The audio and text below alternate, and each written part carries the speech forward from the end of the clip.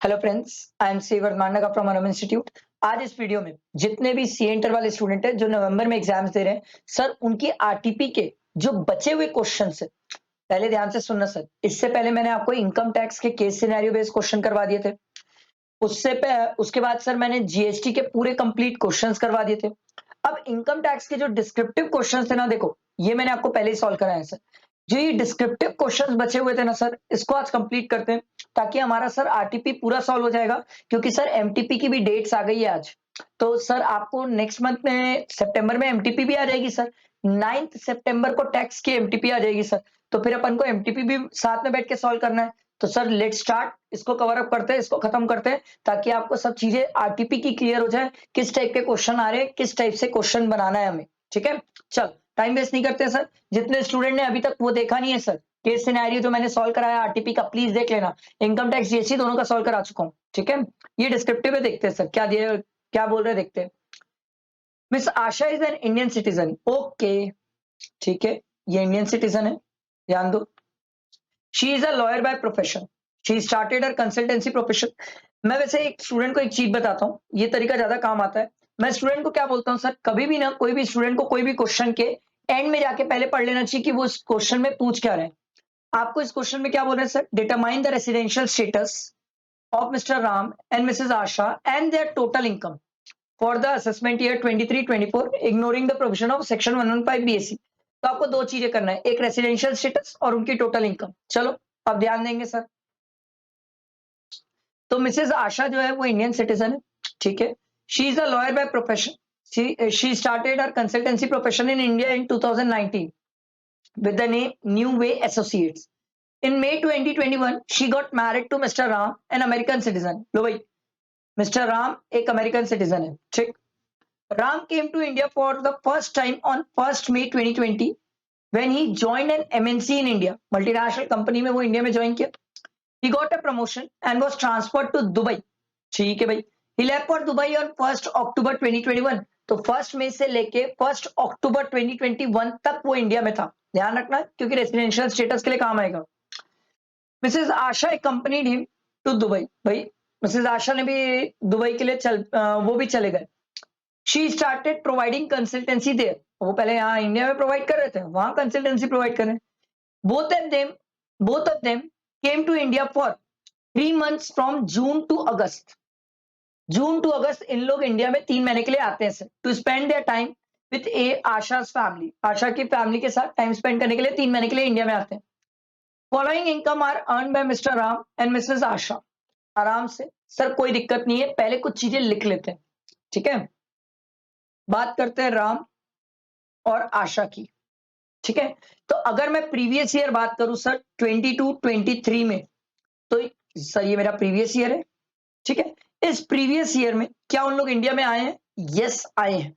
देखो ना सर, उन लोग इंडिया में आए हैं जून से अगस्त तक। तो जून से अगस्त तक कितने दिन हुए सर? सिंपल सी बात है, जून के 30 डेज, जुलाई के 31, अगस्त के 31, कितने हो गए सर? 92 डेज। 92 डेज दोनों इंडिया में आए। अच्छा, राम जो है वो अमेरिकन सिटीजन है और आशा जो है वो इंडियन सिटीजन है। सर क्या इससे फर्क पड़ेगा? बहुत फर्क पड़ेगा सर, बहुत फर्क पड़ेगा। ठीक है, आगे देखते हैं सर। राम जो है सर वो अमेरिकन सिटीजन था। वो इंडिया में 1st मई 2020 में पहली बार आया था और 1st अक्टूबर 2021 तक इंडिया में था सर। तो राम, देखो अगर मैं सिर्फ राम के लिए पहले रेसिडेंशियल स्टेटस निकालने चलूं, तो सर अमेरिकन सिटीजन है। अमेरिकन सिटीजन है, इंडिया में हर महीने 3 बार आता है। तो सर इस केस में ध्यान से सुनना सर, विजिट टू इंडिया का केस मत अप्लाई कर देना, क्योंकि विजिट टू इंडिया का केस अप्लाई होता है इंडियन सिटीजन में। तो राम के केस में अपन जो कंडीशन देखेंगे वो कितने दिन की देखेंगे सर? अपन राम के केस में देखेंगे 60 डेज वाली condition. 60 days plus 365 days preceding 4 previous year के। तो सर राम प्रीवियस ईयर में कितने दिन था? 92। तो 60 से तो ज्यादा हो गया, पर सर हमें 365 डेज प्रीसीडिंग 4 प्रीवियस ईयर में भी तो देखना है।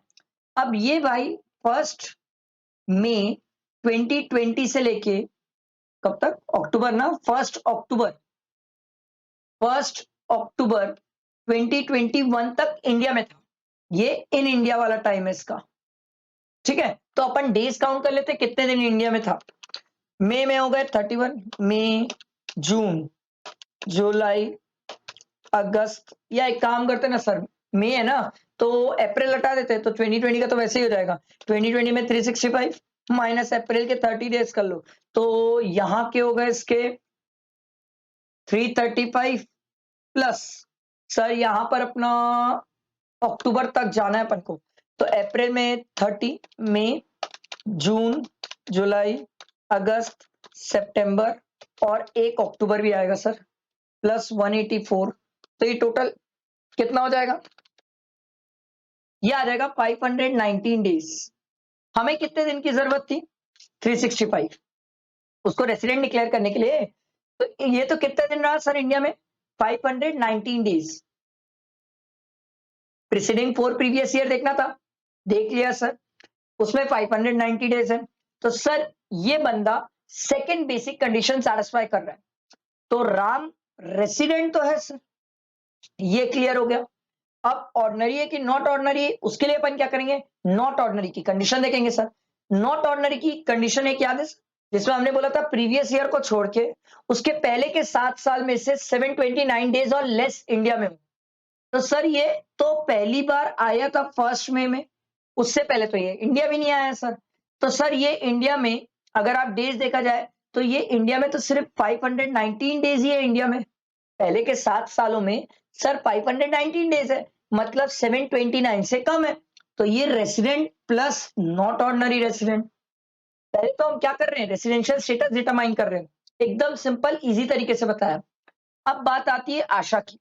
भाई आशा तो इंडियन सिटीजन है, तो जब आशा इंडियन सिटीजन है तो इसके केस में क्या विजिट का कंडीशन अप्लाई कर सकते हैं? यस, इस केस में इसके ऊपर विजिट का कंडीशन अप्लाई कर सकते हैं।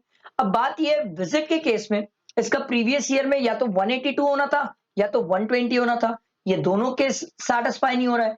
अब अगर ये दोनों केस विजिट का सेटिस्फाई नहीं हो रहा है तो हमारे पास एक और ब्रह्मास्त्र होता है, याद है? सेक्शन 61A, जहां पर हम किसी को डीम रेसिडेंट बना देते हैं, याद है ये वो बात? बट डीम रेसिडेंट बनाने के लिए भी आशा को हमें उसकी क्या देखना पड़ेगा सर? इनकम देखना पड़ेगा कि क्या इनकम इंडिया से जो हो रही है वो 15 लाख से ज्यादा एक्सीड कर रही है। चलो देखते हैं इंडिया में उसकी इनकम, आशा की इनकम। आओ, राम की इनकम बाद में देखेंगे, अभी पहले आशा की इनकम देखते हैं। Profit from consultancy profession in Dubai which was setup in India, setup in India. Sir क्या ये इंडिया में काउंट हो जाएगी income? Yes, 12 lakh for computing section 61A deemed resident के लिए। जब हम देखते हैं सर 15 लाख वाली इनकम की क्राइटेरिया देखते हैं, उस केस के लिए ये 12 लाख इंडिया में काउंट होगा। पहला, profit from consultancy profession in India, ये तो इंडिया में ही एक्रू हुई, तो टोटल कितना हो गया? 15, तो ये हो गया। Long term capital gain on sale of a British company credited to our Dubai bank account, sir ये तो इंडिया से कोई कनेक्शन ही नहीं है, out. Short term capital loss on sale of listed shares of an Indian company, sir ये loss है, income नहीं है। हम इनकम देखते हैं सर, ठीक है, हमें तो इनकम देखना है। और सिंपल सी बात है सर, ये शॉर्ट टर्म कैपिटल लॉस है, तो सर शॉर्ट टर्म लॉस जो है वो लॉन्ग टर्म कैपिटल गेन से ही एडजस्ट होगा या शॉर्ट टर्म कैपिटल गेन से एडजस्ट होगा। बिजनेस इनकम से कैसे एडजस्ट कर दोगे? ये दोनों तो इसकी बिजनेस इनकम है। तो सर यहां पर इसकी इनकम कितनी हो गई? 15 लाख। क्या 15 लाख से ज्यादा एक्सीड करी? नो, 15 लाख से ज्यादा एक्सीड नहीं करी। तो सर इस केस में आशा जो है वो क्या कहलाएगी? सिंपल, आशा कहलाएगी नॉन रेसिडेंट। समझ आया? बैठा दिमाग में? तो हमने दोनों के रेसिडेंशियल स्टेटस डिटरमाइन कर लिए। अब बात क्या है, ध्यान से सुनना। अब Ram resident plus not ordinary resident है, तो उसकी कितनी टोटल इनकम है वो भी चेक कर लेते हैं। देखो, रेसिडेंट प्लस नॉट ऑर्डिनरी है ना, ध्यान रखना। तो salary from company in Dubai not liable to tax in Dubai, sir ये इंडिया में टैक्सेबल नहीं होगा, ठीक है। लॉन्ग टर्म कैपिटल गेन और sale of shares of an Indian company, ये टैक्सेबल हो जाएगा। Income from house property in Delhi computed, ये भी टैक्सेबल हो जाएगा। Dividend from shares of an Indian company, ये भी टैक्सेबल हो जाएगा। तो ये तीनों ऐड कर लो, ये राम की इनकम आ जाएगी इंडिया से 2,50,000 प्लस 4,60,000 प्लस 65,000, ये आ रहा है सर 7 लाख। ये बात कर रहा हूं मैं टोटल इनकम की, 7,75,000, ये राम का हो गया। अब बात करते हैं आशा की। आशा याद है ना सर, नॉन रेसिडेंट है, और नॉन रेसिडेंट के हिसाब से सोचना है इसको सर, ठीक है। तो profit from consultancy profession in Dubai which was setup in India, sir क्या ये नॉन रेसिडेंट के हाथ में टैक्सेबल है? नो, ये नॉन रेसिडेंट के हाथ में टैक्सेबल नहीं है। जब रेसिडेंशियल स्टेटस पढ़ाते हैं तो मैं इसको बहुत अच्छे से, बहुत बेहतर तरीके से एक्सप्लेन करता हूँ। कोई भी स्टूडेंट अगर नहीं ये पॉइंट क्लियर है तो प्लीज रिविजन लेक्चर जरूर देखना, वहां से क्लियर हो जाएगा। मैंने बहुत अच्छे से डिटेल में वहां पर समझाया है सर, ठीक है। दूसरा, profit from consultancy profession in India, ये टैक्सेबल है सर। तो 3 लाख रुपए टैक्सेबल है, बाकी 2 अमाउंट टैक्सेबल नहीं है। तो आशा की इनकम, जो टोटल इनकम आएगी, आशा की टोटल इनकम जो आएगी वो 3 लाख रुपीस आएगी, ठीक है। इसको छोटा कर देता हूँ, ये लो। तो आशा की इनकम कितनी आ गई? 3 लाख रुपीस। तो हमें तो 2 ही चीजें बोला था, एक रेसिडेंशियल स्टेटस और एक टोटल इनकम, ये अपन निकाल लिए। आया समझ? देखो सर, सिर्फ ये समझना जरूरी नहीं है, very important thing, one of the thing ये है कि प्रेजेंटेशन, आप एग्जाम में प्रेजेंट कैसे करते हो। सर प्रेजेंटेशन बहुत अच्छे से करना, और मेरी एक आपसे रिक्वेस्ट है, जैसा आरटीपी में वो प्रेजेंट करता है ना सर, वैसा एग्जाम में प्रेजेंटेशन की आदत डालो। क्योंकि सर आप अपने मन से अपने तरीके से प्रेजेंट नहीं कर सकते सर। अगर आप अपने हिसाब से प्रेजेंट करके आओगे तो बात वही है सर, आपके हिसाब से टैक्स में बनेगा 60, इंस्टीट्यूट देगी 39, फिर आप गाली दोगे इंस्टीट्यूट को कि यार मैं तो 60 सोचा था 39 कैसे हो गया। सर प्रेजेंटेशन इंस्टीट्यूट जैसा चाहती है वैसा आपको करना चाहिए, आप चेंज नहीं कर सकते। आई बात समझ? क्लियर हुआ ये? आगे आओ, नेक्स्ट आगे बढ़ते, देखो ये 9th क्वेश्चन था, आगे आते सर। चलो 10th क्वेश्चन देखो क्या बोलता है। Examine with reason whether the following statement are correct और incorrect with regard to the provision of income tax act 1961। देखो sir, Akash age 17 years receive 3,50,000 as educational scholarship. Sir हम पढ़ के आए हैं, income we do not form part of the total income, जो कि basically income exempt वाला section होता है, सेक्शन 10। वहां पर हम ये पढ़ रहे हैं सर, स्कॉलरशिप जो भी मिलती है वो एग्जेम्प्ट होती है, ठीक है। तो ये देखो, from ABC limited as a part of the public welfare programme, ABC limited give the above scholarship for his exceptional performance in higher secondary examination and to meet the cost of the his further studies. The scholarship so received by Akash is taxable in his hand under the income from other sources। नहीं sir, गलत बात बोल रहे हैं, incorrect, this statement is not correct, क्योंकि scholarship तो exempt है sir, ठीक है। आगे देखो, X and Y and company, a partnership firm, is engaged in the business of operating goods, vehicles, and computers. Its income on presumptive basis under 44AE. Since the income is computed under 44AE, no further deduction of any kind is allowable under section from income so computed। गलत बोल रहा है sir, section 40B के हिसाब से आप interest claim कर सकते हो, रेम्यूनरेशन क्लेम कर सकते हो, बोनस, कमीशन, ये सब चीजें तो क्लेम कर ही सकते हो सर। तो ये जो बोल रहा है ये इनकरेक्ट स्टेटमेंट है, ठीक है, simple.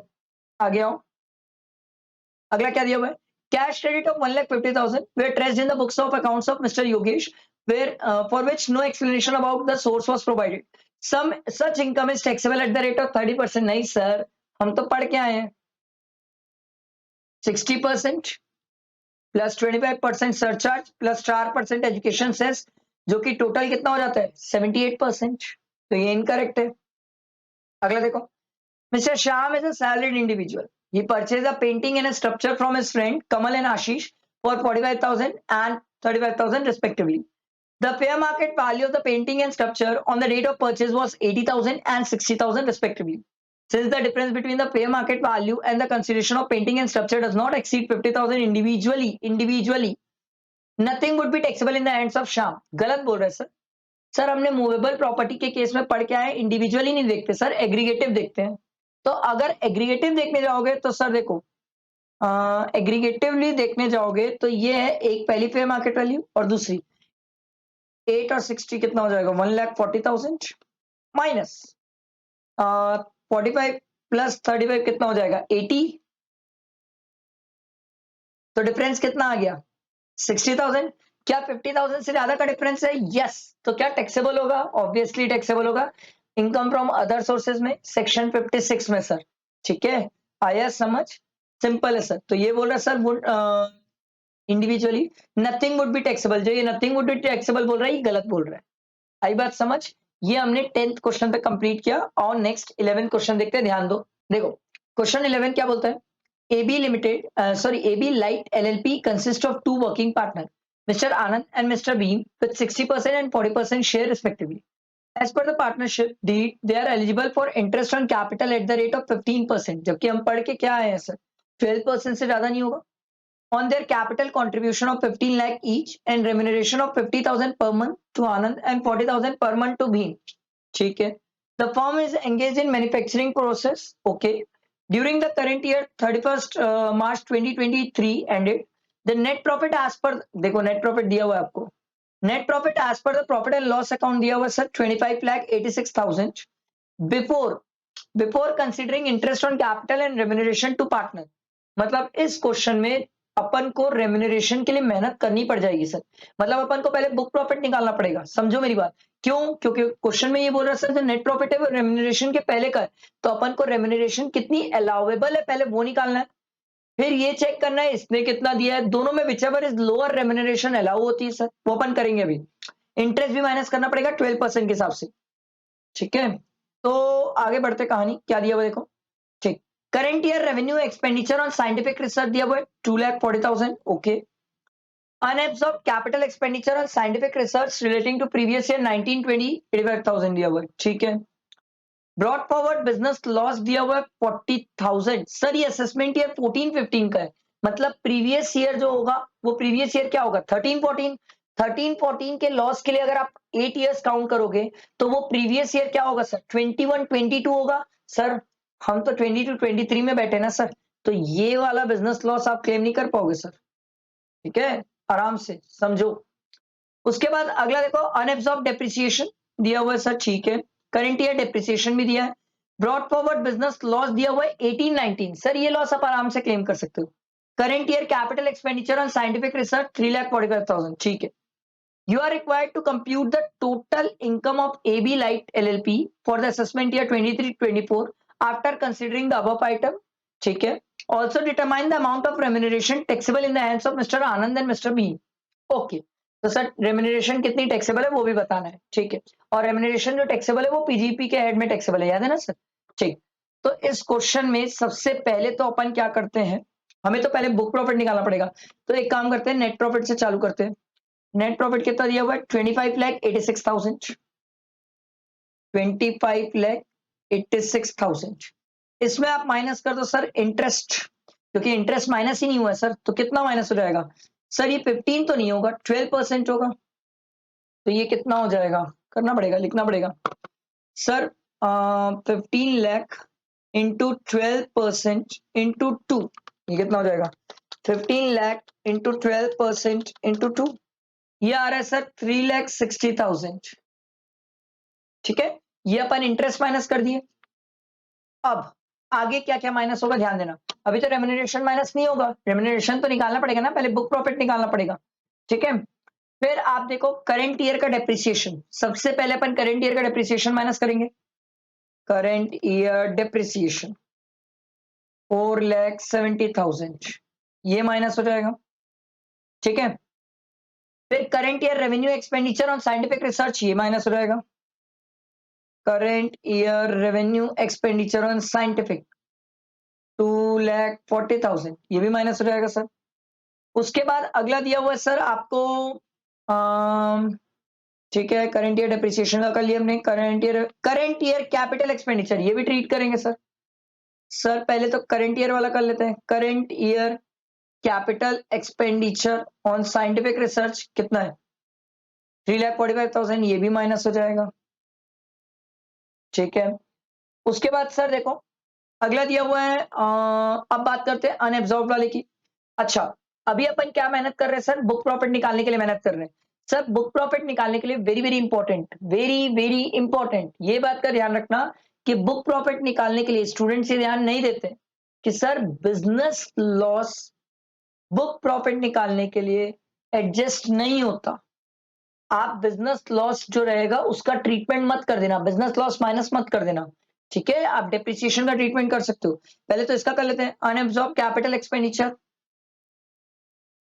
Minus unabsorbed capital expenditure, वो भी साइंटिफिक वाला 85,000 माइनस किया। उसके बाद अनएब्सॉर्ब डेप्रिसिएशन भी तो है सर, इसको माइनस करेंगे, माइनस अनएब्सॉर्ब डेप्रिसिएशन 52,000, ये भी माइनस कर दिया। करंट ईयर का तो मैंने कर चुका है, इसका ट्रीटमेंट बाद में होगा सर, पहले बुक प्रॉफिट निकालेंगे उसके बाद इसका ट्रीटमेंट लास्ट में होगा सर, रेम्यूनरेशन वगैरह माइनस करने के बाद, ठीक है। तो ये आ गया। अब इससे अपन क्या करेंगे, इसको छोटा कर लेते हैं थोड़ा सा, हाँ थोड़ा और, तो ये आ गया। अब इसको माइनस कर लेते हैं, ये सब माइनस हो जाएगा, ठीक है। तो ये सब माइनस करके, यार ये कुछ अजीब टाइप का दिख रहा है, ठीक है, इन सब को माइनस कर लो।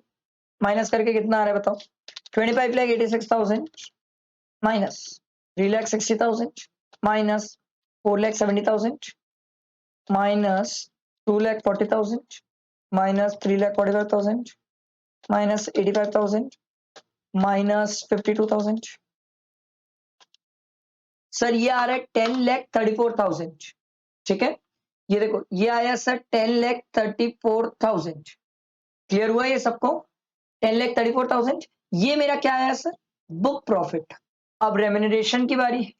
रेम्यूनरेशन के लिए कहानी है सर, कहानी ये है सर कि हमने ये सीखा सर फर्स्ट 3 लाख तक 90%, जो कि हो जाएगा आपका 2,70,000, ठीक है। बैलेंस, बैलेंस कितना है, 6 लिख दिया था मैं, सॉरी। बैलेंस कितना है सर, 10,34,000 माइनस 3 लाख, ये आ जाएगा सर 7,34,000 पे 60%। ये कितना आएगा सर, इसका 60%, ये आ जाएगा 4,40,400, ठीक है, प्लस 2,70,000, ये आ जाएगा सर 7,10,400, ठीक है। इतना मैक्सिमम रेम्यूनरेशन अलाउेबल है। इसने कितना दिया है ये भी तो देख ले। इसने दिया है sir 50,000 per month to Anand and 40,000 per month to Bhim, तो 90,000 हो गया टोटल। टोटल 90,000 इंटू 12 कर लो, यहां लिखते हैं इसने पे किया है, कितना पे किया है, टोटल 90,000 इंटू 12 कितना हो जाएगा सर, ये आ जाएगा 10,80,000, यही आना चाहिए मेरी बुक से, 90,000 इंटू 12 एग्जैक्टली यही आ रहा है। तो हमने क्या सीखा था सर, रेम्यूनरेशन दोनों में which ever is lower, lower he allowed होगी। तो सर 7,01,400, तो अपन क्या करेंगे बुक प्रॉफिट में इसको माइनस कर लेंगे, 7,01,400 इसको माइनस करेंगे, इसको माइनस करके कितना आ रहा है, करो ये माइनस 10,34,000 माइनस 7,104,000, ये आ रहा है सर 323600। पता है इस क्वेश्चन में मुझे जो एक बात अच्छी लगी, मतलब जो पॉइंट मेरे को लगा जो स्टूडेंट को ध्यान रखना चाहिए, ये कोई बड़ी बात नहीं है, अभी तो कहानी हो जाएगी सर, आप समझो। मेरे को जो एक बात इंपॉर्टेंट, सबसे इंपॉर्टेंट लगी पता है वो क्या, कि स्टूडेंट को ये ध्यान रखना चाहिए कि ब्रॉड फॉरवर्ड जो बिजनेस लॉसेस है, ब्रॉड फॉरवर्ड बिजनेस लॉस, ये हमेशा बुक प्रॉफिट निकालने के बाद एडजस्ट होगा। स्टूडेंट एग्जाम में ये गलती कर जाता है, बहुत सारे स्टूडेंट ये गलती कर जाते हैं, brought forward business losses sir कोई भी बुक प्रॉफिट निकालने के बाद ही एडजस्ट करेगा, पहले एडजस्ट मत कर देना, नहीं तो आपका बुक प्रॉफिट गलत आएगा, रेम्यूनरेशन गलत, फिर आगे के आंसर पूरे ही गलत। तो अभी अपने क्वेश्चन में देखो, ब्रॉड फॉरवर्ड बिजनेस लॉस 49,000 ये मिल जाएगा, इसको माइनस कर लेते हैं, इसको माइनस करते तो ये कितना हो जाएगा सर, माइनस 49,000, तो ये आ रहा है सर 274600, ये इसका फाइनल है, ठीक है। ये सिंपल फाइनल आ गई इसकी इनकम। आपसे यही तो पूछा ना क्वेश्चन में, टोटल इनकम, लो भाई ये इसकी टोटल इनकम आ गई। पर ये क्वेश्चन यहां खत्म नहीं होता, ये क्वेश्चन ने और भी एक बात बोली है, देखो, also determine the amount of remuneration taxable in the hands of Mr Anand और मिस्टर भीम। मिस्टर आनंद और भीम के हाथ में कितना टैक्सेबल हो जाएगा रेम्यूनरेशन, देखो टोटल, ध्यान देना मेरे तरफ, ठीक है। पहले बात कर लेते हैं आनंद की, फिर बात करेंगे भीम की। देखो आनंद को कितना रेम्यूनरेशन मिल रहा है, क्वेश्चन में देखो 50,000 पर मंथ, और भीम को मिल रहा है 40,000 पर मंथ। तो एक काम करते हैं, इसका 50,000 per month into 12, 40,000 per month into 12, तो ये हो जाएगा 6 लाख, ये हो जाएगा 4,80,000, ठीक है। ये टोटल रेम्यूनरेशन इनको दिया जा रहा है। अलाउेबल कितना था सर, हमने लिखा था सर अलाउेबल मैक्सिमम है 7,104,000, 0400, ये मैक्सिमम अलाउड था। सर देखो, ध्यान देना, टोटल अगर रेम्यूनरेशन दोनों को देखा जाए तो कितना मिल रहा है? 10,80,000। सर 6 लाख का रेम्यूनरेशन, सर एक मिनट, हाँ, 6 लाख का रेम्यूनरेशन आनंद का है, और सर 10,80,000 के रेम्यूनरेशन में 6 लाख का हिस्सा किसका है? आनंद का है। तो सर 7,104,000 के रेम्यूनरेशन में सर आनंद का हिस्सा कितना बनेगा? समझो मैंने क्या कराया। टोटल रेम्यूनरेशन है सर 10,80,000। 10,80,000 में 60%, एक हिसाब से 60% तो नहीं बोल सकता, रुको मैं आपको बताता हूँ एग्जैक्ट। 6 लाख डिवाइडेड बाय 10,80,000, तो 55.55%। समझ लो, आनंद का हिस्सा है 55.55% या 56 ले लो, 56% हिस्सा आनंद का है। तो सर ये जितनी रेम्यूनरेशन अलाउ हुई है, इसका भी तो 55.56% आनंद को मिलने वाला है। भाई जितनी रेम्यूनरेशन अलाउ करोगे उतना ही तो आनंद को मिलेगा। तो आप कर लो 7,104,000 इंटू 55.5, तो ये आ जाएगा सर, ये आ जाएगा 3,9,4,6,6,7। राउंड फिगर हो सकता है सर, राउंड फिगर का 1 आध रुपए का अंतर हो सकता है, बट आएगा तो यही। ठीक है, अब वैसे ही केस भीम में भी हो जाएगा सर। भाई भीम का भी तो 4,80,000 है ना सर, तो 4,80,000, ध्यान दो इसको कैसे लिखता हूं मैं, ध्यान देना सर। टोटल रेम्यूनरेशन अलाउेबल है 7,104,000, ठीक है। बट सर जब 10,80,000 रेम्यूनरेशन दी गई थी, तो उसमें 4,80,000 जितना हिस्सा किसका था? भीम का था। तो भीम का कितना हिस्सा था? 4,80,000 डिवाइडेड बाय 10,80,000। सर भीम का इतना था, और वो परसेंटेज के फॉर्म में बात करूं तो ये आता है सर 44.44%, इतना भीम का हिस्सा था। तो सर इस रेम्यूनरेशन में 44.44% जो भीम को मिलने वाला है, वो भी तो भीम के आपका टैक्सेबल है ना सर। तो निकाल लेते हैं इसका, इंटू 7,104,000, ये आ रहा है सर देखो 315,733। सर पॉइंट पे एक आध इधर उधर हो सकता है, बट ये मैंने आपको बताया सर। देखो मैंने आपको क्या बताया, ध्यान दो सर। आनंद का हिस्सा है 55.56 और भीम का हिस्सा है सर 44.44। इन दोनों का अपना अपना इतना हिस्सा है। तो जितनी रेम्यूनरेशन अलाउ हुई है सर, उतने रेम्यूनरेशन में जिसका जितना शेयर रहेगा वो उसके हाथ में टैक्सेबल होगा। वही तो किया मैंने यहां पर सर। देखो या तो इसको परसेंटेज के हिसाब से शेयर निकाल लो, या तो आप ऐसे मल्टीप्लाई करके निकाल लो, चॉइस आपकी है। बात तो दोनों एक ही है, आंसर सेम ही आएगा। आई बात समझ? अच्छा क्वेश्चन था, सिंपल क्वेश्चन था, इजी क्वेश्चन था, बट मेरे को लगता है जो एक जगह गड़बड़ होगी, एक ही जगह गड़बड़ होगी सर, जहां पर स्टूडेंट क्या करेगा, ब्रॉड फॉरवर्ड लॉस को माइनस कर देगा। कब? बुक प्रॉफिट में से सर, मतलब बुक प्रॉफिट निकालने के लिए ब्रॉड फॉरवर्ड बिजनेस लॉस को माइनस कर देगा। वही एक पॉइंट है जहां पर स्टूडेंट ब्लंडर मिस्टेक कर सकता है, बाकी और कोई जगह नहीं है जहां पर गलती होने के स्कोप है। बाकी सिंपल है, ठीक है। आओ क्वेश्चन नंबर 12 देखते हैं। 12 क्या बोलते हैं देखो, डिटरमाइन द कैपिटल गेन और loss and the tax liability, दोनों चीजें बताना है sir. In the following scenario for the assessment year 23-24, assuming that SSC does not have any other source of income, SSC की कोई और सोर्स ऑफ इनकम नहीं है। On 12 December 2022, 1,200 shares of X Limited, a listed company, was sold by Vishal, a non-resident, at the rate of 1550 per share. Okay. And the STT was paid at the time of sale of shares. अच्छा, ठीक है। Listed company है, STT पे हो रहा है। The shares were acquired by him on 25th May 2017 at the rate of 425 rupees per share by paying STT. ओहो, purchase के टाइम भी एसटीटी है, सेल के टाइम भी एसटीटी है, बट परचेस की डेट ना बवाल है। क्योंकि अगर आपको याद हो तो सर 31 जनवरी 2018 के बाद जो हुआ था, इक्विटी शेयर्स के केस में न्यू टैक्स रिजीम आ गई थी, है ना। न्यू टैक्स कंप्यूट करने का तरीका आ गया था, जिसमें हमने बोला था इक्विटी शेयर के केस में इंडेक्सेशन खत्म हो गया। और यहां तो सर एसटीटी वगैरह के थ्रू ट्रांजेक्शन हो रहे हैं, तो आपको भी याद आ रहा होगा सर 112A की बातें हो रही है सर, ठीक है। तो 1 लाख तक एग्जेम्प्ट है, उससे ऊपर 10% की टैक्सेबिलिटी है, इंडेक्सेशन होगा नहीं। अब ध्यान दो सर, यहां पर सबसे इंपॉर्टेंट वो आपसे क्या निकालना चाहेगा पता है? कॉस्ट ऑफ एक्विजिशन, वो यही चेक कर रहा है कितने बच्चे कॉस्ट ऑफ एक्विजिशन सही सीखे। क्योंकि देखो sir, price at which this shares are traded in the National Stock Exchange on 31 January 2018, मतलब अपन कॉस्ट कैसे निकालते थे मैं आपको याद दिलाता हूं। पहले तो मैं याद दिलाता हूं हम कॉस्ट कैसे निकालते थे। सिंपल, पहले लिखते थे हाईएस्ट, हाईएस्ट में सबसे पहला लिखते थे सर कॉस्ट। दूसरा पॉइंट होता था सर, देखो ध्यान दो, दूसरे में लिखते थे लोएस्ट, लोएस्ट ऑफ।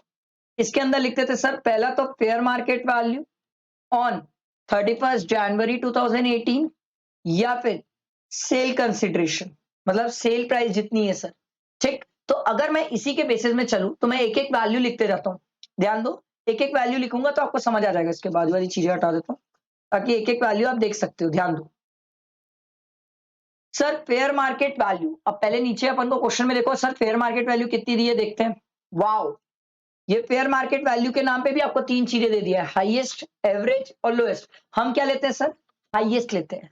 याद रखना सर, हम हाईएस्ट लेते हैं। तो देखो ये हो गया 680 fair market value. Sale consideration कितने में बेचा, देखो भाई कितने में बेचा, 1550, 1550। तो दोनों में विच एवर इज लोअर, तो लोअर अमाउंट कितनी आ गई सर, सिंपल 680, ये लोअर आ गया। अब अपन लिखते हैं कॉस्ट, कॉस्ट कितनी है सर 425, दोनों में विच एवर इज हायर, तो हायर क्या हो जाएगी 680। तो फाइनली सर जो हमारी कॉस्ट ऑफ एक्विजिशन आएगी वो कितनी आ जाएगी 680। समझ आया, ये तो मैं आपको आराम से लिख के बताया। तो सर देखो एकदम सिंपल, 1550 सेल प्राइस है, माइनस 680 कर दो, इंडेक्सेशन तो होना नहीं है सर। 1550 माइनस 680, ये आता है सर 870। ठीक है, और कितने शेयर्स है, 1200 शेयर्स है। तो सर इसमें एक काम करो, 870 इंटू 1200 इंटू 1200, ये आ रहा है सर 10440000 ना, हाँ। इसमें माइनस कर लो 1 लाख, क्योंकि हमें टैक्स लायबिलिटी भी निकालने बोला है, तो 112A के हिसाब से 1 लाख माइनस करेंगे क्योंकि 1 लाख की एग्जेम्पशन है, माइनस 1 लाख। ये आ जाएगा सर 944000। अब इसका 10%, 112A में टैक्सेबल है सर, 10% कितना आ जाएगा 944000। समझ आया, सिंपल इजी। ठीक है, उसके बाद आगे देखो नेक्स्ट वाला एक और है sir. Mr. Kabir, a resident aged 45 years, is the owner of the residential house which was purchased on 1st August 2020 for 19 lakh. He sold the said house on 25th September 2022. तो पहले याद करो sir, अपन ने क्या देखा था, land और building के केस में हम कितने मंथ्स देखते हैं 24 मंथ्स। क्या 24 मंथ से ऊपर की कहानी है, यस सर, 1st अगस्त से लेकर 25 सितंबर है, 24 मंथ से ज्यादा है तो ये लॉन्ग टर्म है। ठीक है, valuation as per the stamp valuation authority was 25,50,000। तो भाई, तो हम क्या करते थे याद है आपको, मैंने पहले भी एक बात सिखाई थी सर, सिंपल सी कहानी है सर। हम क्या करेंगे, सेल कंसीडरेशन लिखते हैं। देखो मैं आपको इसको बाजू में लिख के दिखाता हूं, अच्छे से सफाई से लिखते हैं इसको। हमने क्या बोला था सर, हम लिखेंगे सेल कंसीडरेशन जो कि हमारे केस में कितनी है 24,50,000, 24,50,000। इसमें 10% ऐड करो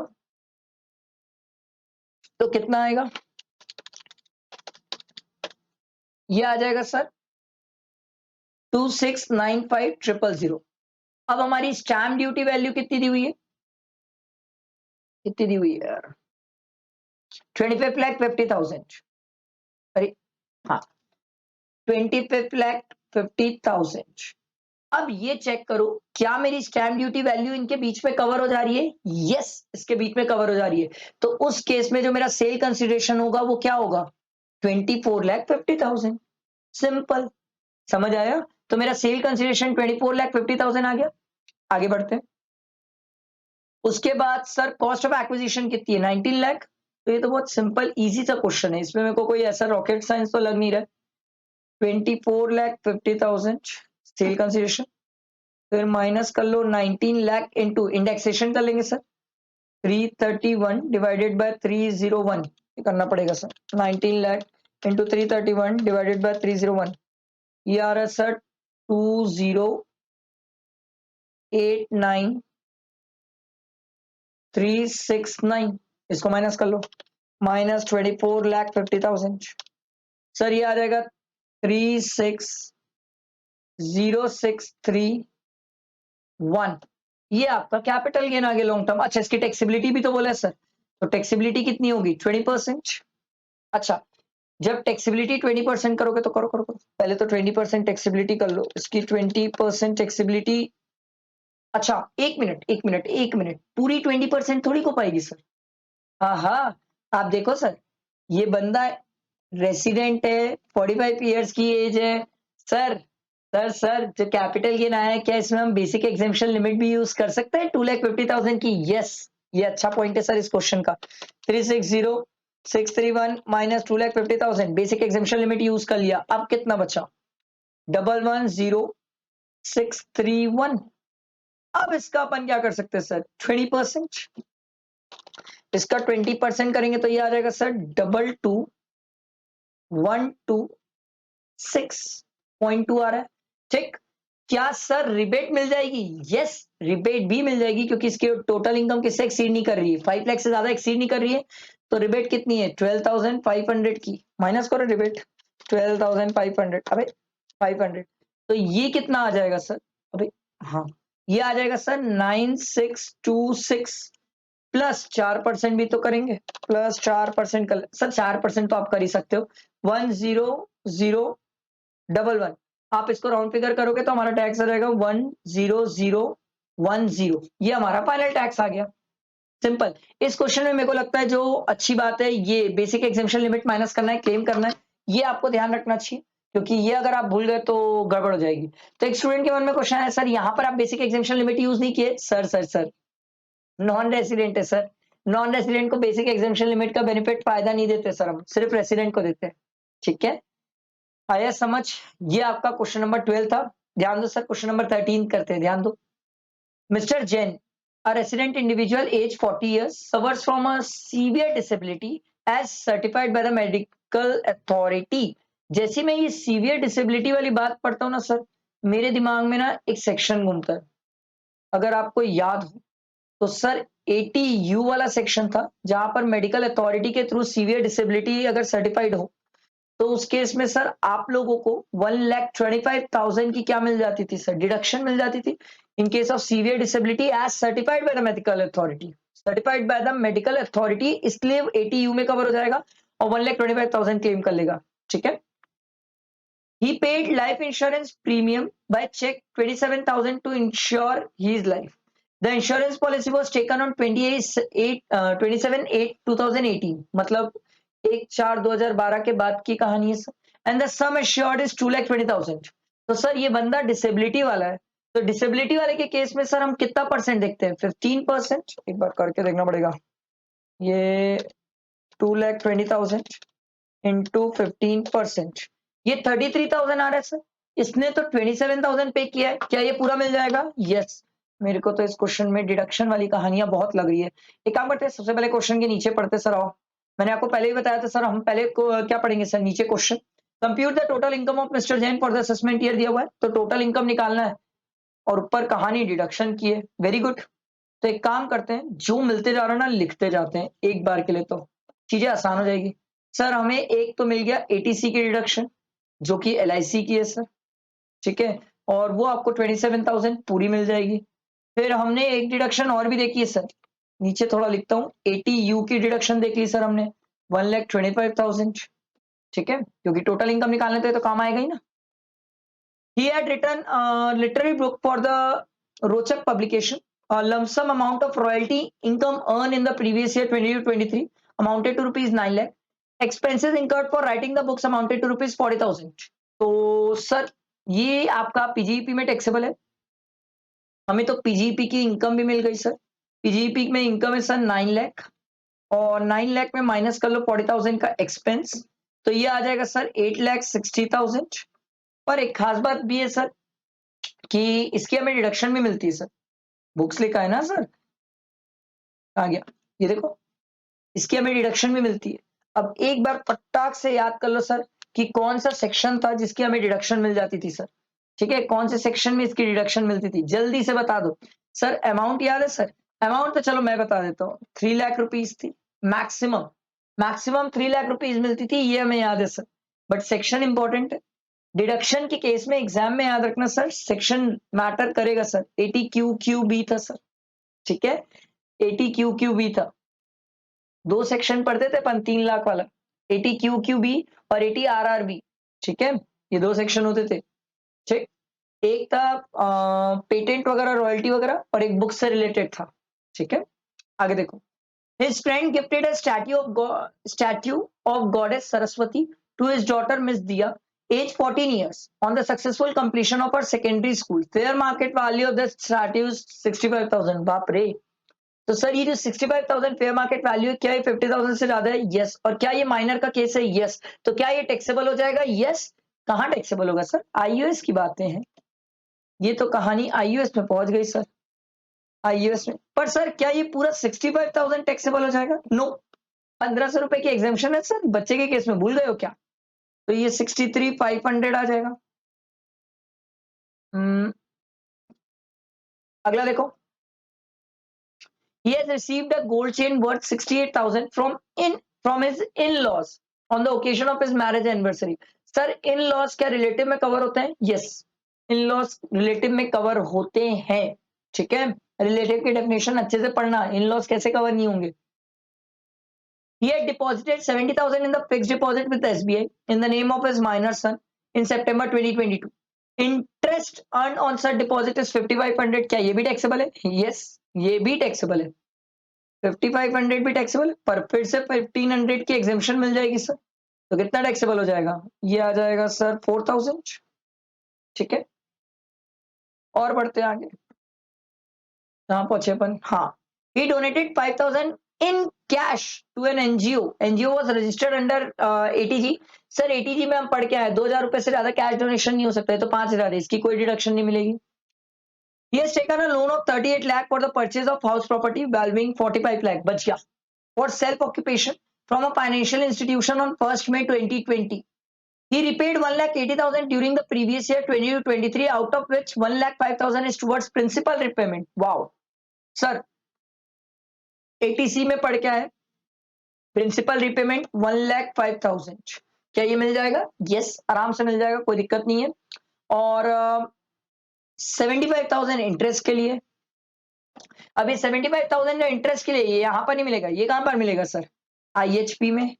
तो IHP में तो बाकी सब चीजें निल, माइनस कर लोगे आप इंटरेस्ट, जो कि आपका आ जाएगा 75,000, ठीक है। तो 75,000 का लॉस दिखेगा सर, आई बात समझ? आगे कुछ और दिया हुआ है क्या? नहीं। उसके बाद तो कंप्यूट द टोटल इनकम बोला सर, तो ये तो हमने सब चीजें लिख ली।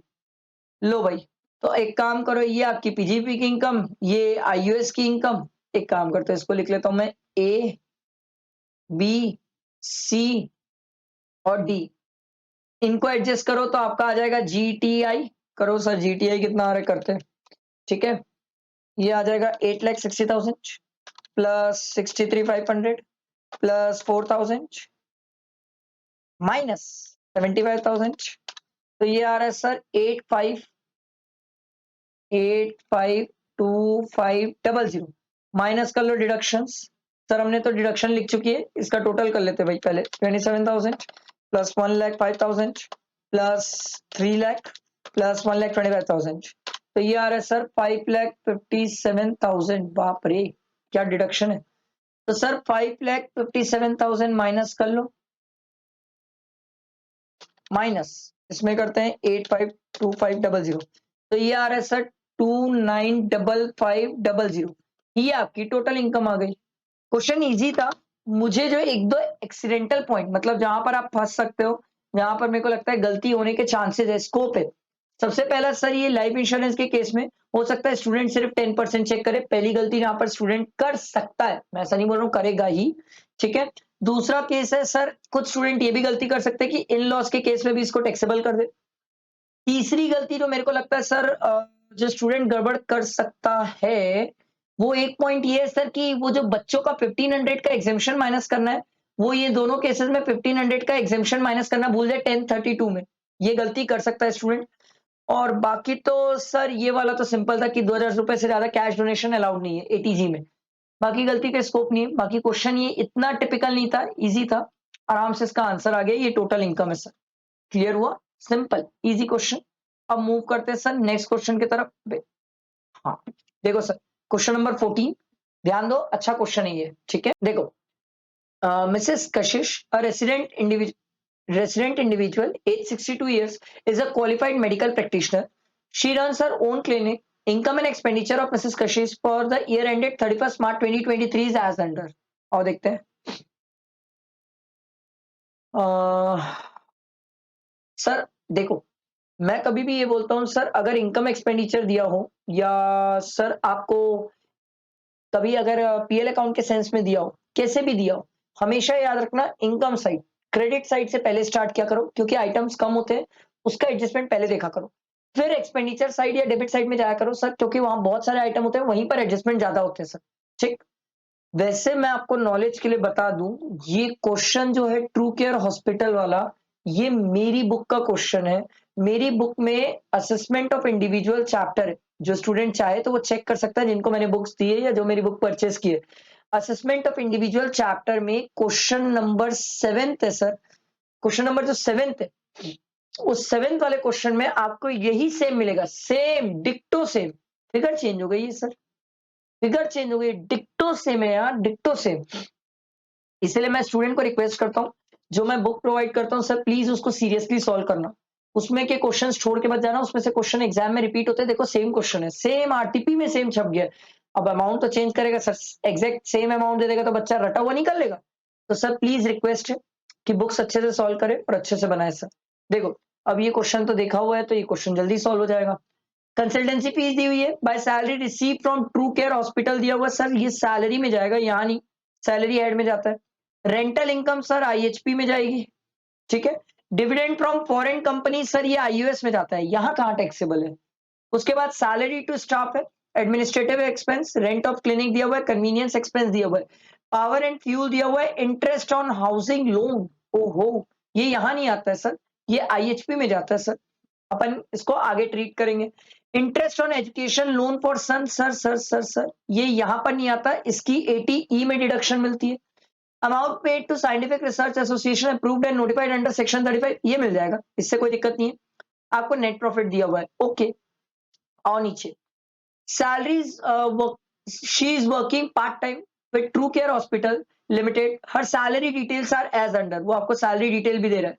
तो सर अपन एक काम करते हैं, एक एक एडजस्टमेंट लिखते जाते सर, इससे रिलेटेड फर्स्ट एडजस्टमेंट है, ठीक है। जहां पर ये आपको 90,000 सैलरी दे रहे हैं, इंटू 12 करोगे तो सर ये 10,80,000 आ जाएगा, जो ऊपर दिया हुआ है। Further during the previous year 20 to 23 her son had undergone a medical treatment in True Care Hospital free of cost. Sir हम पढ़ के आए हैं सर, अगर आप एम्प्लॉयर एम्प्लॉय को मेडिकल फैसिलिटी प्रोवाइड करते हैं, जहां पर वो मेडिकल ट्रीटमेंट कर रहा है, उसका या उसकी फैमिली का, तो वो टैक्सेबल नहीं होता, वो एग्जेम्प्ट होता है। तो सर ये तो एग्जेम्प्ट है, ठीक है, इसका कोई एडजस्टमेंट है नहीं। एक काम करते हैं, लिखते जाते हैं सर, क्योंकि टोटल इनकम निकालना है, बड़ा क्वेश्चन है सर। इसको मैं छोटा कर लेता हूँ, ठीक है। देखो,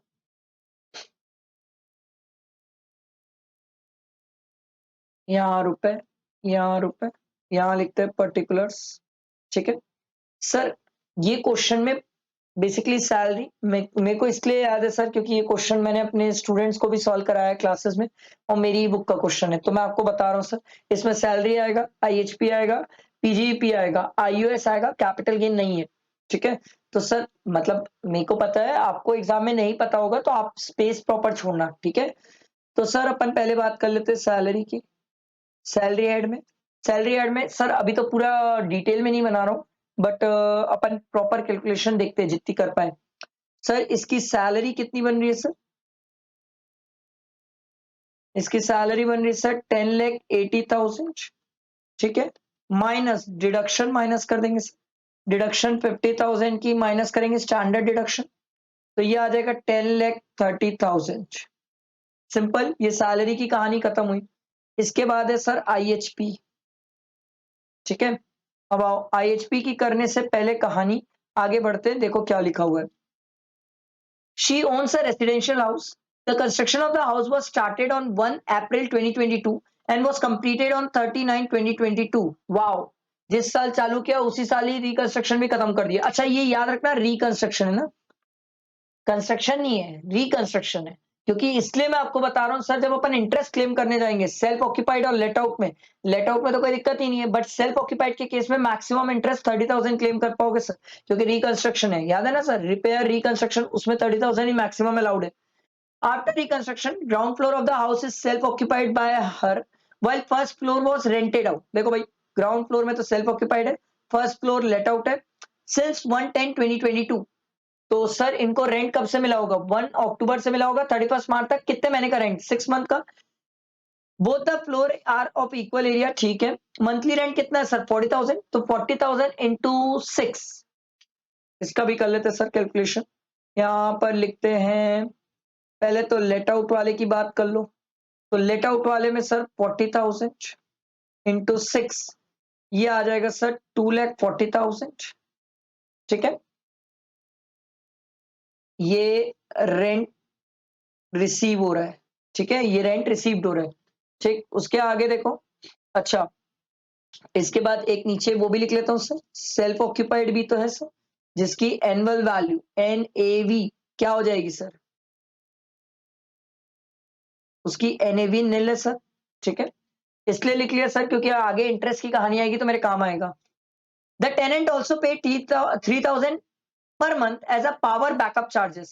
sir 3,000 per month as a power backup charges, ये जो टेनेंट पे कर रहा है सर, इसकी टैक्सेबिलिटी है IUS में, ठीक है। इसकी टैक्सेबिलिटी IUS में आती है सर, ये इनकम फ्रॉम हाउस प्रॉपर्टी नहीं है सर, ये घर की इनकम, घर से रेंट, ये अपन जो घर किराए पे दिए हैं उसकी इनकम थोड़ी की है सर, ये तो पावर बैकअप चार्जेस जो आप टेनेंट से अलग से ले रहे हो सर। तो सर अगर कोई आप फैसिलिटी अलग से प्रोवाइड करते हो तो उस केस में वो जो फैसिलिटी से आपको जो इनकम होती है वो हमने पढ़ के आया था सर, कंपोजिट रेंट के केस में अगर कोई फैसिलिटी कोई सर्विस दे रहे हो उसका अगर कुछ मिल रहा है पैसा, तो वो कहां पर टैक्सेबल होता है सर? वो टैक्सेबल होता है आपका IUS या PGEP में। अगर आप वो चार्जेस अलग से पता कर सकते हो, तो इस क्वेश्चन में तो बेचारा सामने से बता दिया अलग से 3,000 पर मंथ है, तो ये कहाँ टैक्सेबल हो जाएगा? IUS में। तो अभी तो सर हम IHP में चल रहे थे, एक काम करते हैं, थोड़ा सा इसको और बड़ा कर लेते हैं और यहीं पर एक साथ कर ही लेते हैं सर। इसीलिए बोल रहा हूँ एग्जाम में जब आप, सॉरी गाइस इनकन्वीनियंस के लिए, वो लाइट गोल हो गई थी इसलिए दिक्कत था सर। देखो, तो अपन IUS की इनकम देख रहे थे, तो ये पावर बैक चार्जेस जो है, जो अपन टेनेंट से ले रहे हैं सर, ये एक्स्ट्रा जो फैसिलिटीज प्रोवाइड कर रहे हैं उसका सर पावर बैक चार्जेस, ये कितना हो जाएगा सर? कितना लिए अपन? 3,000 पर मंथ ले रहे सर, और 6 मंथ्स का, तो ये कितना हो जाएगा सर? ये हो जाएगा 18,000। तो यहाँ लिखेंगे सर 3,000 इंटू 6, ये आ जाएगा 18,000, ठीक है। आगे देखो, आगे क्या दिया हुआ है, आगे देखो, घर से related. She took a housing loan of 25 lakh for the reconstruction on 1/4/2022। Interest on housing loan for the period of 1/4/2022 to 30th September 2022 was 1,20,000, and for the period of 1/10/2022 to 31st March 2023 was 1 lakh। तो total साल भर का interest कितना है sir? 1,20,000 plus 1 lakh, कितना हो गया? 2,20,000, ठीक है। ये पूरे घर का है, तो सर एक का फ्लोर का कितना है सर? 1,10,000। ये इसलिए जरूरी है सर, समझो, 2 फ्लोर है, एक फ्लोर सेल्फ ऑक्यूपाइड है और एक फ्लोर लेट आउट है, तो 1,10,000 जो सर, देखो लेट आउट के केस में यहां रेंट आ गया, यहां म्युनिसिपल टैक्स आ जाएगा अगर होगा तो क्वेश्चन में, ठीक है। उसके बाद आपका आ जाएगा सर NAV, माइनस करोगे 30%, माइनस करोगे इंटरेस्ट, ठीक है। तो इंटरेस्ट आपको पता चल गया 1,10,000, ठीक है। अब ध्यान दो, और नीचे सेल्फ ऑक्यूपाइड के केस में सर जब आप इंटरेस्ट माइनस करने जाओगे तो मैक्सिमम कितना माइनस करोगे सर? 30,000। क्यों? रिकंस्ट्रक्शन का केस है, मैक्सिमम इंटरेस्ट कितना मिलेगा सर? 30,000, उससे ज्यादा मिलेगा नहीं, ठीक है। आगे बढ़ते हैं। During the year she has also paid a municipal tax for the financial year 21-22 5,000 and 22-23 5,000, तो टोटल 10,000 है सर। देखो भाई, म्युनिसिपल टैक्स टोटल 10,000 है, बट इसको भी डिवाइड बाय 2 करेंगे क्योंकि सर 2 यूनिट का फर्स्ट फ्लोर और सेकंड फ्लोर, तो यहां पर अलाउ हो जाएगा 5,000। यहां पर सेल्फ ऑक्यूपाइड के केस में म्युनिसिपल टैक्स माइनस होगा नहीं सर, ठीक है। और कुछ दिया है हाउस प्रॉपर्टी से रिलेटेड? नहीं, इतना ही दिया हुआ है। तो सिंपल है सर, आप इसको माइनस करो, ये कितना आ जाएगा 2,40,000 माइनस 5,000, ये आ जाएगा सर 2,35,000। ठीक, इसका 30% 7,500 माइनस किए तो ये इसमें और माइनस करेंगे 1,10,000 जो इंटरेस्ट का है, तो ये आ जाएगा सर हमारा फाइनल, अलग कलर से लिख लेता हूं इसको, 54,500। ठीक है, और नीचे आएगा सर 30,000 का लॉस। ठीक है, तो नेट में होगा ये कि आईएचपी की जो आपकी इनकम नेट फाइनल जो आना चाहिए आईएचपी का, वो आ जाएगा सर आपका 24,500। समझ आया? ये इनकम फ्रॉम हाउस प्रॉपर्टी का पूरा ट्रीटमेंट हो गया। ठीक है, आगे देखो क्वेश्चन में और आगे देखते हैं। चलो नीचे और एडजस्टमेंट देखते हैं। अदर इंफॉर्मेशन दिया हुआ, ध्यान दो सर। अदर इंफॉर्मेशन है, convenience expense include a sum of 48,000 incurred for convenience from house to true care hospital and vice versa in relation to her employment।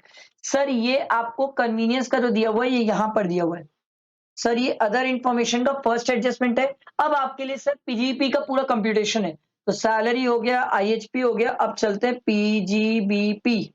PGP में सर अपन एक काम करते हैं, पहले लिख लेते हैं इनकम साइड पे। इनकम साइड में क्या क्या चीजें आने वाली है, पीजीपी में ट्रीटमेंट करेंगे सर। कंसल्टेंसी फीस 74,28,000, इसको लिखते हैं कंसल्टेंसी फीस 74,28,000 कंसल्टेंसी फीस हो गई। उसके बाद है सर सैलरी, सैलरी का हमने ट्रीटमेंट कर दिया सर। रेंटल इनकम का हमने ट्रीटमेंट कर दिया। डिविडेंड इनकम आईयूएस में जाएगी सर, सर सर तुरंत तुरंत एडजस्टमेंट करो। डिविडेंड इनकम सर आईयूएस में, अरे कितनी इनकम थी, इनकम है सर 60,000, तो डिविडेंड इनकम यहां पर आएगी 60,000। ठीक है, डिविडेंड इनकम का हमने ट्रीटमेंट कर दिया सर। उसके बाद इधर है सर यहां पर हम पढ़ना स्टार्ट किए थे, इसमें सैलरी टू स्टाफ, अच्छा नीचे एडजस्टमेंट्स भी दिए हुए हैं, अदर इंफॉर्मेशन वो देखते रहते हैं sir. Power and fuel expenses include a sum of 10,000 incurred for generating fuel for providing power backup to the tenant। देखो ऊपर आओ, ये पावर एंड फ्यूल है सर, ये पावर एंड फ्यूल में 10,000 इंक्लूडेड है सर। इसका जो पावर बैकअप चार्जेस जो अपन सामने वाले पर्सन टेनेंट से ले रहे हैं सर, वो इनकम अपन कहां पर टैक्सेबल कर रहे हैं, आईयूएस में। तो उससे रिलेटेड खर्चा भी कहां पर क्लेम करेंगे, आईयूएस में। तो सर यहां पर इसका जो खर्चा है पावर बैकअप वाला माइनस कर लो सर, पावर बैकअप एक्सपेंस कितना 10,000, ये माइनस कर लिए। और देख लेते हैं सर, अगला एडजस्टमेंट है, देखो sir administrative expense include a sum of 10,000 paid as a municipal tax for house house sir. Administrative expense कहां है भाई, ये रहा सर। इसमें सर म्युनिसिपल टैक्स जो आपने पे किया 10,000 वो यहां पर इंक्लूडेड है, तो सर म्युनिसिपल टैक्स का तो ट्रीटमेंट हमने आईएचपी में कर लिया, तो सर ये एक्सपेंस आपको अलाउड होगा नहीं। एडमिनिस्ट्रेटिव एक्सपेंस जब अपन क्लेम करने जाएंगे, अच्छा अपन को क्वेश्चन में नेट प्रॉफिट भी दिया हुआ है ना सर, तो अपन कंसल्टेंसी फीस से स्टार्ट कर ही क्यों रहे हैं सर, सबसे बेस्ट है ना सर नेट प्रॉफिट से स्टार्ट करते हैं ना, बढ़िया है सर। नेट प्रॉफिट आपको सामने से दे दिया बेचारा, जब नेट प्रॉफिट सामने से दिया है तो 55,34,000 यहीं से चालू कर लो। ठीक है, इसमें लिख लो ऐड और नीचे लिख लो लेस, क्योंकि ये दो ही चीजें आने वाली है। ठीक है, सिंपल है, मैं आपको एकदम सिंपल तरीका बताता हूँ सर। सिंपल, आपको क्या करना चाहिए, इनकम साइड में जिन चीजों का यहाँ पर एडजस्टमेंट नहीं है उन सबको माइनस कर दो, क्योंकि ये सब आपने इनकम ले लिया नेट प्रॉफिट में बट लेना नहीं है।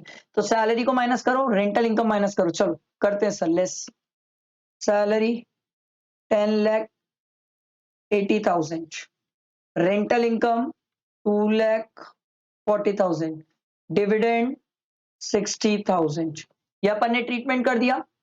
ठीक है, उसके बाद पहला कन्वीनियंस एक्सपेंस था, नीचे कन्वीनियंस एक्सपेंस से रिलेटेड एक पॉइंट पढ़े थे सर, ये पर्सनल कन्वीनियंस वाली बातें थी। 48,000 ये खर्चा नहीं मिलेगा आपको, ये क्या करना है सर, ऐड, इसको छोटा कर लेता हूँ यार मैं, तो ज्यादा इधर उधर मूव नहीं करना पड़ेगा। ऐड कर लेते हैं कन्वीनियंस फीस 48,000। ठीक है, उसके बाद अगला था सर ये पावर एंड फ्यूल वाला, ये 10,000 ऐड कर लेंगे सर, ये यहां पर अलाउ नहीं होगा पावर एंड फ्यूल, क्योंकि अपन ने सर इसका आईयूएस में एक्सपेंस क्लेम कर लिया। एडमिनिस्ट्रेटिव एक्सपेंस इंक्लूड कर सर 10,000 एडमिनिस्ट्रेटिव एक्सपेंस 10,000 ऐड कर लो सर, सिंपल। उसके बाद देखो सर क्लिनिकल इक्विपमेंट, अब मैं इसको बड़ा कर लेता हूँ नहीं तो दिक्कत होगी आप लोग को। क्लिनिकल इक्विपमेंट डिटेल्स सर देखो, opening WDV of the clinical equipment दिया हुआ है sir 5 lakh and fresh purchase जो 75,000 वाज इन कैश है, तो सर 10,000 से ज्यादा कैश तो अलाउड ही नहीं है सर, तो ये 5 लाख का 15% कितना हो जाएगा सर 75,000। तो सर डेप्रिसिएशन क्लेम करेंगे हम, लेस में डेप्रिसिएशन 75,000 माइनस कर लेंगे सर। अच्छा, ऊपर कुछ डेप्रिसिएशन से रिलेटेड कुछ दिया है क्या? नहीं, नहीं दिया है। उसके बाद अगला एडजस्टमेंट देखो, she has also paid a tuition fees 40,000 for a granddaughter. Sir granddaughter है, ग्रैंड डॉटर का ट्यूशन फीस का एक्सपेंस अलाउड नहीं होता, अपने बच्चों का अलाउड होता है, which has been debited to her capital account. तो सर ये जो ग्रैंड डॉटर की ट्यूशन फीस पे की है, इसकी कोई डिडक्शन मिलना नहीं है sir. He has availed a loan of 25 lakh from bank for higher education of her son. She repaid principal. Principal का कोई डिडक्शन नहीं होता, इंटरेस्ट का मिल जाता है सर, 80E में डिडक्शन मिल जाता है। तो एक काम करो, इसको लिख तो लेते हैं सर कि सर जब हम आगे सॉल्व करेंगे तो आगे में सर यहाँ पर आ जाएगा ग्रॉस टोटल इनकम, ठीक है, माइनस करेंगे डिडक्शन, और हमें एक डिडक्शन मिल गई है सर 80E की, जिसमें हमने इंटरेस्ट पे किया है 1,56,000 का, वो हम क्लेम कर लेंगे सर, ठीक है। बाकी और ऊपर आओ, और कुछ चीजें जो अपन देखते हैं सर, देखो ध्यान देना सर, सैलरी टू स्टाफ से रिलेटेड कुछ एडजस्टमेंट नहीं है, ये हमने कर लिया। रेंट ऑफ अ क्लिनिक, इसका कोई दिक्कत नहीं है सर, एक्सपेंस क्लेम कर सकते हैं। कन्वीनियंस का हमने ट्रीटमेंट कर लिया, पावर एंड फ्यूल का कर लिया। Interest on housing loan, sir ये यहां नहीं आएगा, इसको ऐड कर लो। इंटरेस्ट ऑन हाउसिंग लोन 2,20,000, इसको ऐड कर लिए सर। उसके बाद sir interest on education loan for son, sir ये भी यहां नहीं आएगा, इसको ऐड कर लो। इंटरेस्ट ऑन एजुकेशनल लोन 1,56,000, इसको ऐड कर लिए सर। और क्या चीज दी हुई है सर, ये साइंटिफिक रिसर्च वाले से हमें कोई दिक्कत नहीं है, सिंपल सी बात है सर। तो ये हो गए पूरे एडजस्टमेंट। तो सर हमने आईएचपी और सैलरी का तो निकाल दिया, चलो पीजीपी का प्लस माइनस करते सर, आप लोग भी करना, मैं भी करता हूँ सर। लेट्स सी, थोड़ा इसको बड़ा कर देता हूँ नहीं तो स्टूडेंट गाली देंगे कि सर दिख ही नहीं रहा था। 55,34,000, ठीक है, प्लस 4,80 नहीं 48,000 plus sir 10,000 power and backup charges का, ठीक है। एडमिनिस्ट्रेटिव चार्जेस का sir 10,000 sir. Interest on loan 2,20,000 plus 1,56,000, ये ऐड करके आ रहा है सर, मेरा ऐड करने के बाद आ रहा है 5,978,000, ठीक है। इसमें लेस भी करेंगे sir, minus 10,80,000 minus 2,40,000 minus 60,000 minus 75,000, तो ये आ रहा है सर 4,5,2,3,000। ये आपकी पीजीपी की इनकम आएगी, समझ आया? ये हमने पीजीपी की इनकम निकाला है, ध्यान दो आगे, अभी आईयूएस का भी टोटल करना है। अब देखो आईयूएस की इनकम में सिंपल है सर, ये एक तो है 8,000 और एक है 60,000, तो टोटल कितनी हो गई 68,000। तो सर इसको ऐड कर लेते हैं, अब सब इनकम को ऐड करते हैं। देखो ये आपकी पीजीपी की इनकम हो गई, ये आईयूएस की इनकम, ये दोनों को ऐड किया, ठीक है। प्लस सर आईएचपी की इनकम कितनी है 24,500 प्लस सर सैलरी की इनकम कितनी है 10,30,000, तो ये आ रहा है सर 5,6, इसको लिखते हैं सर। हमारी ग्रॉस टोटल इनकम कितनी आई 5,6,4,5,5,000 लेस डिडक्शन सर 1,56,000 का, ये सिंपल ये एक ही आएगा सर, तो ये सीधा आउटर कॉलम है, माइनस 1,56,000, तो ये आ रहा है सर 5,4,8,9,5,000, ये हमारी टोटल इनकम आ गई सर, ठीक है। देखो ये इसकी टोटल इनकम आ गई, अब इस पे टैक्स निकालना है, बहुत सिंपल है सर, टैक्स आप आराम से निकाल सकते हो। देखो इसकी एज, सर इसकी एज कितनी थी, हमने क्वेश्चन में स्टार्टिंग में देखा था सर, इसकी एज 62 ईयर्स थी, तो उस केस में सर इसका जो टैक्स निकालोगे पहले 10 लाख तक फिक्स है सर कि वो 1,10,000 ही आएगा सर, आप लोग निकाल लेना, मुझे याद है सर। और बैलेंस में सर 30% आएगा, तो अपन एक काम करते वैसे ही कर लेते 5,4,8,9,5,000 माइनस 10 लाख कर लेते, उसके बाद बैलेंस पे 30% प्लस 1,10,000 प्लस सरचार्ज भी तो है सर, 50 लाख से ज्यादा है, 10% सरचार्ज प्लस 4% एजुकेशन सेस। तो ये इसका फाइनल जो टैक्स आ रहा है वो आ रहा है सर 1,666,36 और आप इसको राउंड फिगर करोगे तो 1,666,40 ये इसका फाइनल टैक्स आ गया। इजी क्वेश्चन था, मेरी बुक का क्वेश्चन था। I would request please please please अच्छे से क्वेश्चन प्रैक्टिस करो, क्योंकि यही सब आपको बहुत हेल्प करेगा। सर अभी तो आप मेरे साथ बने रहना, क्योंकि अभी एमटीपी आने वाली है, वो सॉल्व करेंगे। मैराथन आने वाला है सर, रिविजन लेक्चर्स चल रहे हैं सर, हर सैटरडे नहीं सॉरी हर ट्यूसडे रिविजन लेक्चर्स नहीं, हर सैटरडे सॉरी रिविजन लेक्चर्स होते हैं सर, हर सैटरडे रिविजन लेक्चर्स होते हैं, हर ट्यूसडे टेस्ट होते हैं। तो प्लीज बने रहो साथ में, ये आपको बहुत हेल्प करेगा। क्वेश्चन प्रैक्टिस करो, the more you practice the better you are in tax. जितना प्रैक्टिस करोगे उतने अच्छे बनोगे सर। ये जो क्वेश्चन 15 था ये होमवर्क है सर, ये बहुत सिंपल इजी सा क्वेश्चन है, आप आराम से सॉल्व कर सकते हो, इस पे कोई डाउट्स क्वेरीज नहीं आएंगी। ठीक है, आप साथ में बने रहो, चैनल को सब्सक्राइब करना, बेल आइकन प्रेस करना मत भूलना। अभी एमटीपी और मैराथन वगैरह सब चीजें आने वाली है और मैं आपकी एंड तक हेल्प करूंगा। ठीक है, चलो थैंक यू फ्रेंड्स।